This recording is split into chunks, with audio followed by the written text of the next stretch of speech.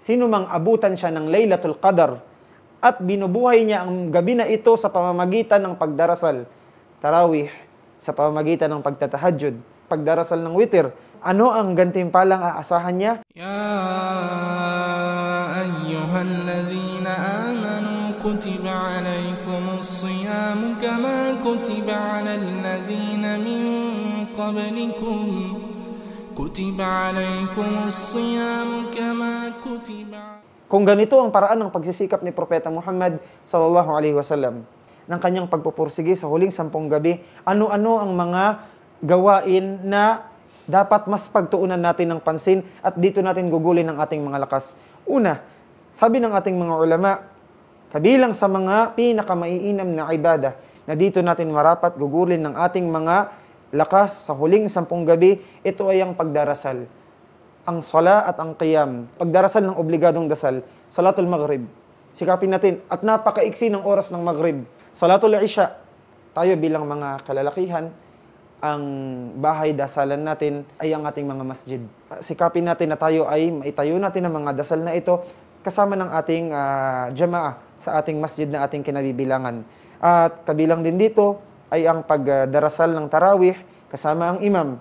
Pagdarasal ng witir, kasama ang imam. Ngayong meron ng tahajjud, inshallah, tarawih, magdarasal tayo kasama ng ating mga imam, magtatarawih tayo sa kanilang likuran, tatapusin natin ang ating mga tarawih. Magdarasal tayo ng tahajjud sa likuran nila, at ang dulo nito ay ang witir.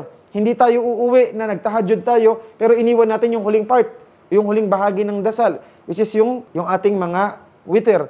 Sinabi ni Propeta Muhammad sallallahu alaihi wasallam, kabilang ito sa pinakamainam na gawaing magagawa ng sino mang alipin na nais samantalahin pakinabangan ang huling 10 gabi ng Ramadan. Sabi ni Propeta Muhammad sallallahu alaihi wasallam, "Man qama laylatal qadri imanan wa ihtisaban, ghufira lahu ma taqaddama min dhanbihi." Sino mang abutan siya ng Laylatul Qadar at binubuhay niya ang gabi na ito sa pamamagitan ng pagdarasal, tarawih, sa pamamagitan ng pagtatahajjud, pagdarasal ng witir, ano ang gantimpalang aasahan niya? Ghufira lahu ma taqaddama min dhanbihi. Patatawarin sa kanya ng Allah subhanahu wa ta'ala ang mga nagdaan, nakalipas niyang mga pagkakasala. Mga kapatid sa pananampalataya, damhin natin ang sinasabi sa hadith na ito. Hinimok tayo ng mahal na propeta sa pamamagitan ng pagsasabi niya ng hadith na ito dahil tayo bilang mga alipin ay punong-puno ng pagkakasala. Puno tayo ng pagkakamali. Puno tayo ng pagkukulang sa ating pagiging alipin sa ating Panginoon, sa Allah subhanahu wa ta'ala. Sabi pa ni Propeta Muhammad sallallahu alaihi wasallam, "Aqrabu ma yakunu al-'abdu min rabbih wa huwa sajid." Iniulat ni Imam Muslim, ang alipin ay napakalapit sa Allah subhanahu wa ta'ala sa tuwinang siya ay nasa pagpapatirapa, sa tuwinang siya ay nasa pagsujud sa Allah subhanahu wa ta'ala. Sinabi ni Sheikh Ibn Uthaymin rahimahullahu ta'ala, "Man qama al-'ashra al-awakhir min Ramadan kulliha imanan wa ihtisaban, fa innana najzimu bi annahu asaba laylatal qadri." Sabi ng mahal na Sheikh, kaawaan siya ng Allah, sino man na itinayo niya ang mga gabi ng Ramadan. Sino man na itinayo niya ang mga huling 10 gabi ng Ramadan. Ang huling 10, lahat ito ay pinagdasalan niya ng tarawih. Lahat ito ay pinagdasalan niya ng tahajjud. Lahat ito ay pinagdasalan niya ng witir. Ang buong 10 gabi na ito, hindi sinabi na yung mga piling gabi lamang. Hindi sinabi na yung ika-21st, ika-23rd, ika-25th, ika-27th, hindi ganon.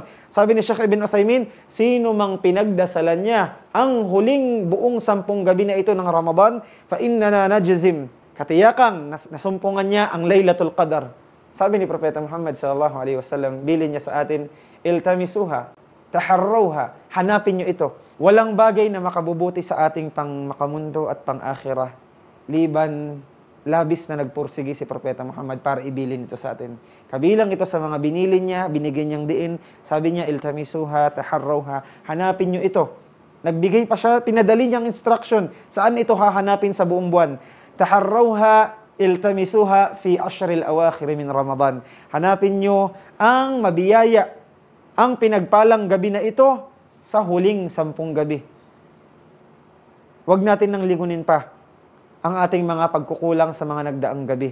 Mag-focus tayo. Ibaling natin ang buong atensyon natin sa kung ano ngayon ang kasalukuyan natin. Harapin natin ang huling 10 gabi na ito na merong iba yung pagsisikap. Sikapin natin na magkaroon tayo ng mataas na hangarin na walang ni isang gabi sa huling 10 gabing ito ng Ramadan natutulugan natin, natutulugan ng ating pamilya.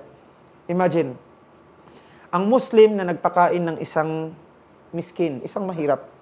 Meron tayong mga kapitbahay, kung sinasabi nating salat tayo, lagi makikita natin may mas salat pa sa atin. Halimbawa, pinlano natin, nagpakain tayo ng isang mahirap, isang mahirap lang sa bawat gabi. Anong sabi na Sheikh Uthaymin? Sino man na pinuno niya ng pagsamba, higit lalo sa pagdarasal, pinuno niya ng pagdarasal, ang lahat ng huling 10 gabi na ito ay dasumpungan niya, tinamaan niya ang Laylatul Qadar, ang gabi ng pagpapasya.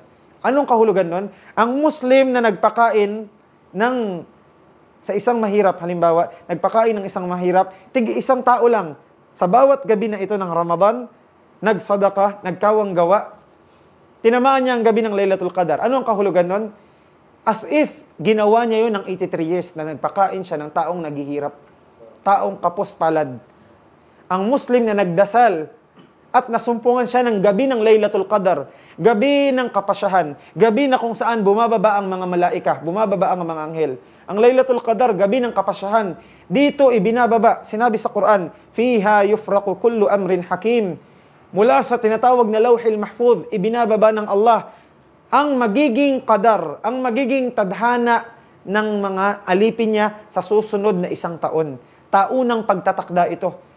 At kabilang sa mga dahilan bakit tayo nagsisikap sa mga gabi na ito, dahil inaasam natin, hinahangad natin, nagsusumama tayo sa Allah subhanahu wa ta'ala, nawa maging mabuti ang mga qadar, ang mga tadhana na darating sa atin sa susunod na taon na ito, biidhnillahi subhanahu wa ta'ala. Mga magulang at mga kapatid sa pananampalataya, imagine, ang Muslim na humingi ng tawad, nakipag-ayos, humingi ng paumanin sa mga taong nasaktan niya sa mga gabi na ito at kasumpungan siya ng Laylatul Qadar as if ginawa niya ito ng 83 years. Ang Muslim na nagpatira pa sa Allah, isinujud ang kanyang ulo sa Allah subhanahu wa ta'ala, isinuko ang kanyang sarili, nagsisi sa mga kasalanan ginawa niya, as if nagawa niya ito ng 83 years. Subalit, hindi nagtatapos doon.